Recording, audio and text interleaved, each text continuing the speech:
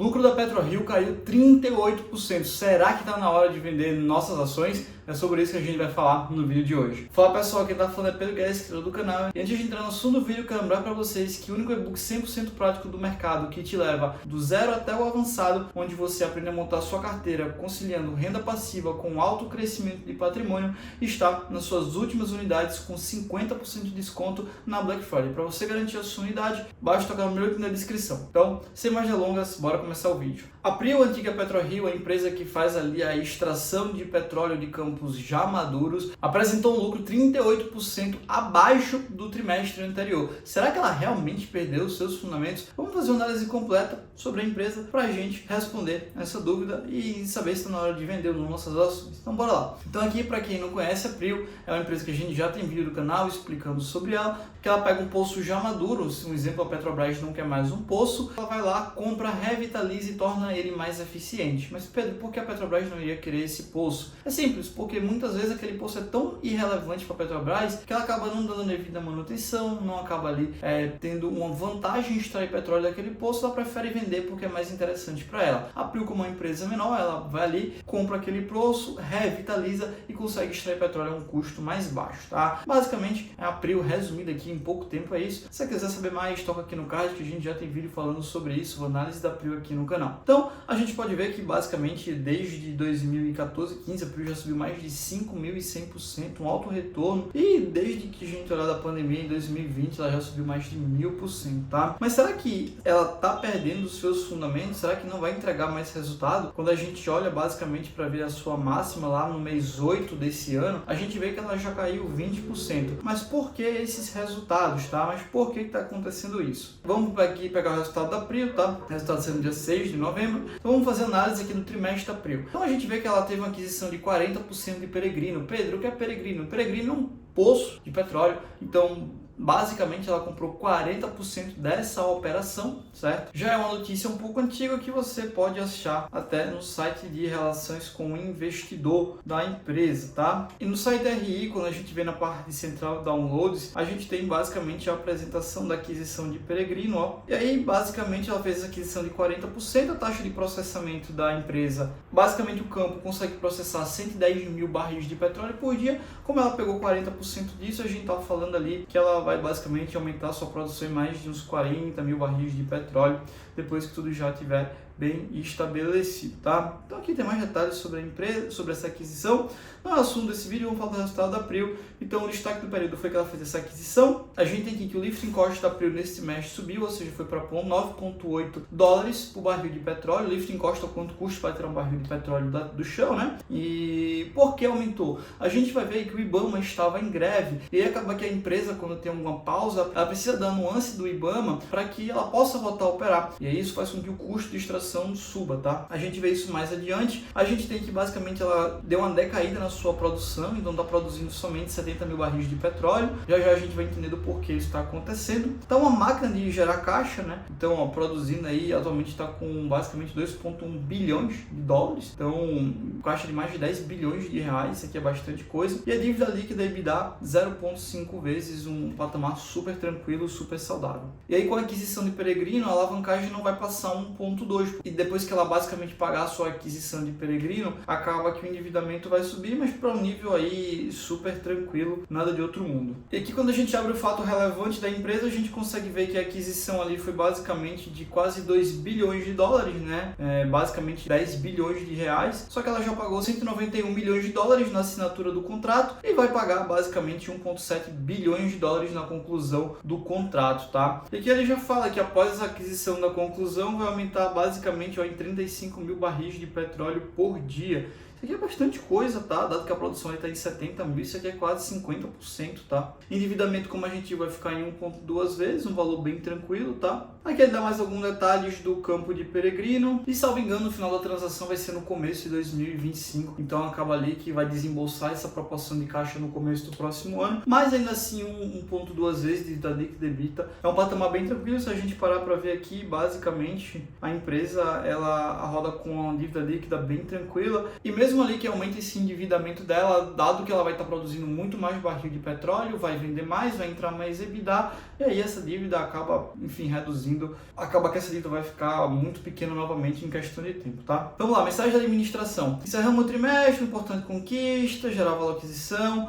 assinamos o contrato de 40% do campo de Peregrino, que vai aumentar 36 mil barris de petróleo por dia, a gente já havia falado sobre isso. Tá gostando da análise até aqui, né? Deixa o like, se inscreve no canal, que é muito importante para a gente continuar a produzir mais vídeos como esse. E basicamente para sustentar essa aquisição, eles emitiram 1 bilhão aqui em dívidas, mantendo aquela proporção de 0,5 vezes EBITDA bem tranquilo, e vai depois da conclusão 1,2 vezes também bem saudável, tá? Falando um pouquinho mais dos campos da Prio, no campo de Albacora Leste teve uma parada de 13 dias, isso aqui é bastante coisa, até quase meio mês, dentro de um trimestre, isso aqui é bem significativo, e essa parada faz com que a produção seja interrompida, produz menos, vende menos, e aí acaba que o lucro acaba sendo menor, tá? No campo de Frade, que é mais um dos campos deles, tiveram uma manutenção de 5 dias, então mais uma manutenção. A RU, que é um campo deles que está para começar, entregando uma produção de 40 mil barris de petróleo, também falta ali a aprovação do IBAMA, então basicamente o IBAMA ali está sendo uma pedra no calcanhar da Prio, como a gente pode ver. Sustentabilidade a gente pula, sabe que não é uma coisa que a gente fala por aqui. Desempenho operacional, aqui Brent média é basicamente o preço do barril de petróleo. No trimestre anterior, terceiro tri 23, a gente tinha o barril de petróleo sendo negociado a $85, no segundo tri desse ano 85 também, e agora nesse tri 78. Então a gente teve uma queda basicamente de 7 e 8% ali do preço do barril de petróleo. Como a Prio vende petróleo, a gente tem que basicamente, se o preço está menor, se ela vender até que a mesma quantidade, o que não foi o que aconteceu, a receita vai ser menor. Então isso aqui é um dos fatores que a gente tem, que a receita da Prio está reduzindo, tá? Mas é quando a gente compara com o dólar do trimestre anterior para esse, subiu 6%, né? Ajuda a dar uma amenizada, né? Porque o dólar subiu, mas acaba que isso não é o suficiente. Pedro, por que isso não é o suficiente? Porque a produção, foi caindo de 99, 89 e 70 mil. Então, por mais que o dólar subiu, a gente tem o preço do barril menor, e a gente tem também que basicamente o Prio produziu menos barril, dadas essas paradas por causa de falta de anuência do IBAMA, então vai vender menos, não tem o que fazer, tá? E consequentemente, se tem ali e os custos da operação continuam, acaba que o lifting cost, o custo de extração que a gente viu, aumenta. Uma coisa bem curiosa que se a gente vê, que daqui para cá, uma coisa bem curiosa é que se a gente compara 99 com 89 aqui, né, a gente faz essa transição, caiu 10 mil na produção, isso por causa do IBAMA. E quando a gente compara o custo, foi de 7 para 7,6, aumentou. Então se a Prio produz menos, o custo tende a aumentar, tá? Isso aqui é uma coisa para se levar em conta. E aqui ele explica basicamente, que a produção foi impactada por manutenção programada, seja em Albacora Leste, seja em Frade. Agora falando de campo por campo, né? Em Frade, basicamente, o volume produzido foi menor devido à parada em maio, que segue o quê? Esperando a anuência do IBAMA, né? Polvo e Tubarão Martelo, a gente teve um volume produzido 36% menor ao mesmo período do ano anterior, devido ao quê? Anuência do IBAMA para o workover. Então assim, cara, é para o IBAMA, né? Eu vou perceber aqui que o problema é o IBAMA, tá? Mas vamos continuar. Aí aqui, Albacora Leste teve uma produção menor, devido ali a uma parada de 13 dias referente à falha no compressor de gás, tá? Então, beleza. Aqui a gente está voltando a falar do custo de extração, né? Lifting cost, custo de extrair petróleo, subiu. E aí, como a gente já havia falado, né? Enfim, subiu por causa que a produção está menor. Agora falando de campo por campo de uma forma mais gráfica, né? Mais visual, a gente tem que produziu 39 mil barris de petróleo, um volume ali menor do que o máximo, que já chegou a produzir 56, e a eficiência foi de 85%, eficiência mais baixa, tá? Isso devido basicamente ali, às paradas que a gente já ouvia falado, que falta mais uma vez a anuência do IBAMA, né? Daria até para poder juntar um contador aqui de quantas vezes eu falo o problema do IBAMA que a Prio está sofrendo. Quando a gente para ver Polvo e Tubarão Martelo, a gente vê que a eficiência também, caiu muito, de 90 para 67, e a produção caiu basicamente em 30%, tá? É bastante coisa. E aí essa redução na eficiência foi por causa da interrupção temporária, por causa de uma bomba centrífuga, e aí só recebeu anuência em agosto. Em setembro a produção foi retomada, que quando o trimestre acaba, aí não tem muito o que fazer, né? Aí a gente espera que no próximo trimestre seja melhor, porque o problema já foi corrigido. Quando a gente vê Albacora Leste, caiu também bastante a eficiência, né? E aí a produção também foi de 27 para 20. que foi devido àquela parada de 13 dias por causa de um compressor de gás. Foi reparado quando? Em setembro. Aí, final do trimestre, mais uma vez, aí esquece, não dá, tá? E o campo de Wahoo, que é o campo que vai basicamente incrementar também mais 40 mil barris de petróleo, não é aquele de Peregrino que ela comprou, é um campo que ela já tem, que está esperando o quê? Licenciamento ambiental, IBAMA. Ela fala de IBAMA só nesse vídeo, né? Quase o título aqui do vídeo, né? E PRIO IBAMA, né? Basicamente isso. Dá quase pra gente colocar o título, né? PRIO IBAMA, né? Porque só fala de IBAMA aqui, pô. É o maior problema da PRIO hoje em dia. E aí vale lembrar que isso aqui não depende dela, né? O IBAMA basicamente entra em greve, não dá anuência e aí fica lá esperando pro poço poder voltar e a PRIO que sofre, tá? Aí basicamente meio ambiente a gente pula, vamos pagar um pouquinho do resultado, né? Aí quando a gente olha para ver esse resultado, vale lembrar que tá em dólar, tá? A gente comparando basicamente o terceiro tri do ano passado com esse, caiu 40% a receita total. Quando a gente olha a receita líquida, os mesmos. E aí quando a gente vai olhar o EBITDA, caiu até um pouquinho mais, caiu 47%, e o lucro 55% quando a gente olha o IFRS. E essa cara toda a gente tá comentando desde o começo do vídeo, que é basicamente por causa do IBAMA. Cai produção, cai receita e aí tudo cai para baixo, né? A gente compara aqui, ó, deixa eu colocar o trimestral pra gente ver,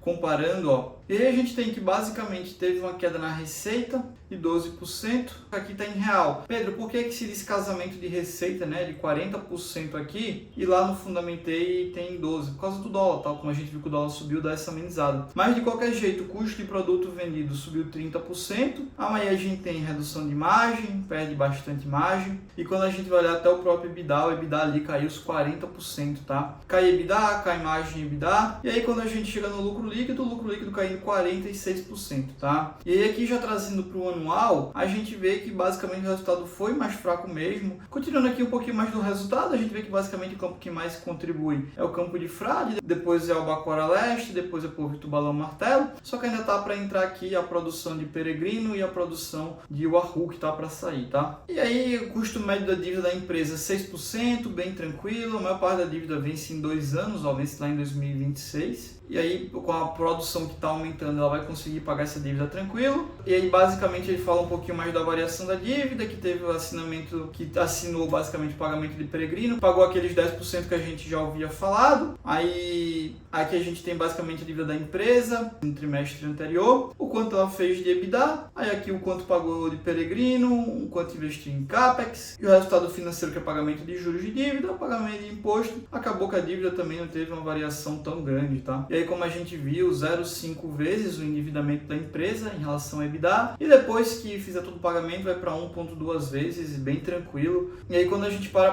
ver, é um valor muito próximo a esse 1,1 no primeiro TRI 23, que foi quando ela fez a aquisição de outro poço grande.